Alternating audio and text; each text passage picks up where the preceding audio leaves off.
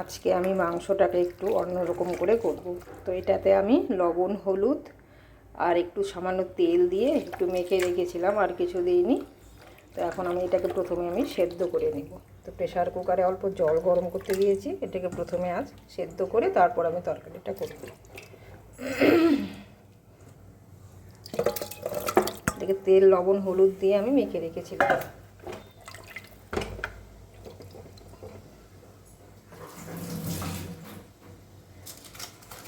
এখানে আমি দুটো তেজপাতা দিয়ে দেব, আর এখানে 1 চামচের মতো রসুন আর আদা থেতো করা দিয়ে এটাকে আমি এখন সিটি মেরে হাফ সেদ্ধ করে নেব এটা। আর এখানে একটু জল বসিয়েছি, গরম জল। গরম জলের মধ্যে আমি মশলাগুলো করব, সেই মশলাগুলো একটু পেঁয়াজগুলো একটু হাফ সেদ্ধ করে নেব। তো দুটো বড় বড় পেঁয়াজ দিয়েছি, আদা,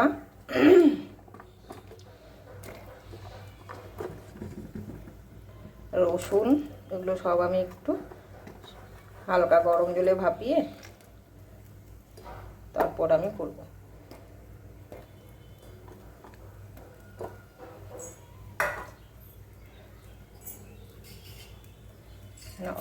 এখানে অল্প গোটা গরম মশলাও দিয়ে দেব,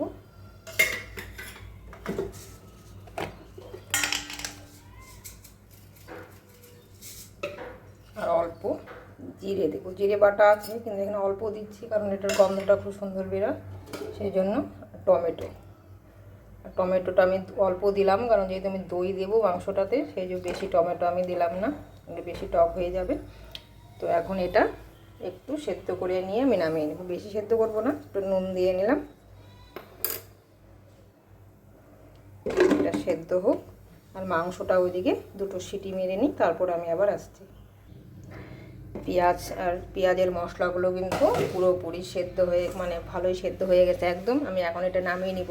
আর জলটা কিন্তু আমি ফেলবো না, জলটা কিন্তু ঝরে দেবো। জলটা থেকে ভীষণ সুন্দর কিন্তু গন্ধ বেরিয়েছে। জলটা আমি আবার যখন মাংসটা রান্না করব, এই জলটা আমি কিন্তু ব্যবহার করব। ও লঙ্কাটাও দিইনি, লঙ্কা দিতেই ভুলে গেলাম। লঙ্কাটাও আরেকটু জল দিয়ে সেদ্ধ করে নিতে হবে।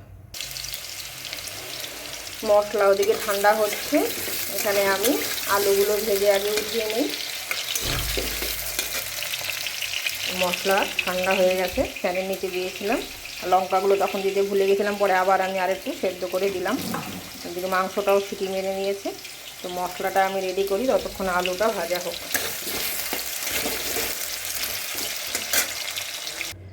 আলুটা ভেজে উঠিয়ে নিয়েছি, সেই তেলের মধ্যে আমি জিরে ফোড়ন দেবো, আর কিছু না, কারণ ওখানে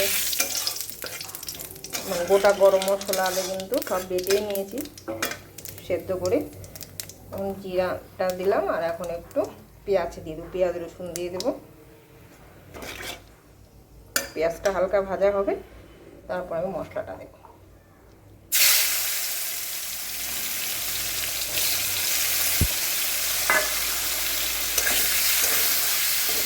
পেঁয়াজটা হালকা ভাজা হোক। মাংসটা কিন্তু সেদ্ধ হয়েছে, কিন্তু ফুলফিল হয়নি, একটু কষাতে কষাতে বাদ বাকিটা কিন্তু সেদ্ধ হয়ে যাবে। এখন এটাকে আমি জলটা ছেঁকে নিই। জলটা কিন্তু ফেলবো না, জলটা আমি আবার কিন্তু ঝোলে এগুলো ব্যবহার করব।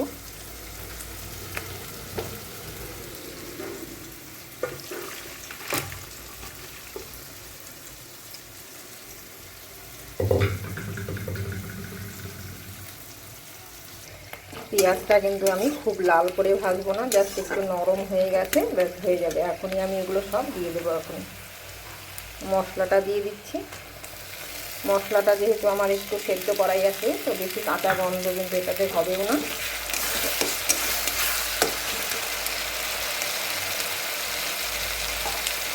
মাংসটাও দিয়ে দেবো, দিয়ে এখন একটু দই ফেটিয়ে নিয়ে দই দিয়ে দেবো।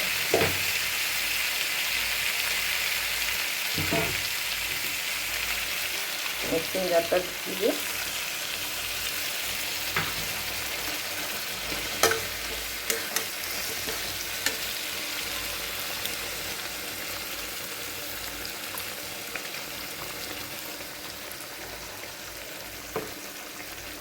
হলুদ দিয়ে দেবো। লবণ তো সেদ্ধতে আমি অল্প দিয়েছিলাম, তো এখন আমি অল্প দেবো, পরে দেখে তারপর দেবো।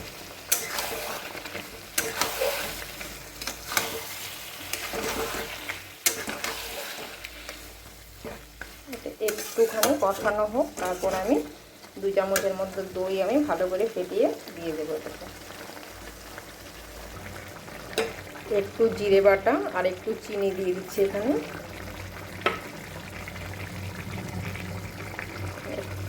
1 চামচের মতো চিনি দিয়ে দিলাম, আর এখানে আমি দইটাও দিয়ে দেব। দিয়ে এখন আমি এটাকে শুধু ভালো করে একটু কষিয়ে নেব। ব্যাস,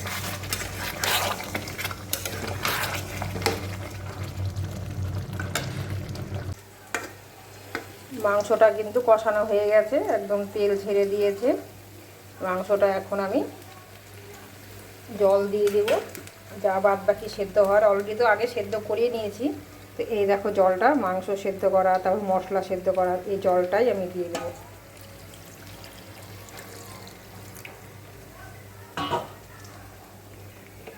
এখন এটা ভালো করে বাদ বাকি সেদ্ধ হয়ে একদম শুকনো শুকনো করবো আমি আজকে, ঝোল করব না। তো চলো, আলু টালু সব সেদ্ধ হয়ে যাবে।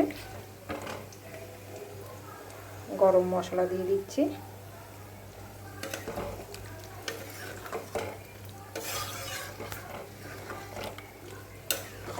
অন্যদিন আমি কিন্তু মাংসটাকে একবারে মেখে টেখে বসিয়ে দিই, তো আমি আজকে এটাকে আমি এভাবে করলাম। তোমরা এভাবে বাড়িতে করে দেখো, খেতে কিন্তু ভালো লাগে।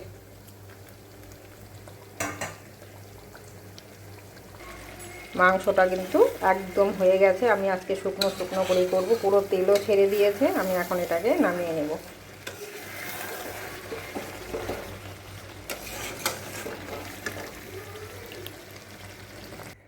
এই যে আমি মাংসটাকে নামিয়ে নিলাম, এইভাবে একবার আপনারা বাড়িতে করে দেখবেন, ভীষণ ভালো লাগে। আমি তো অন্যদিন তো আমি মেখে টেকে একবারই বসিয়ে দিই, কিন্তু আজকে আমি এভাবে করলাম, কিন্তু এটা একদম কষা কষা করে।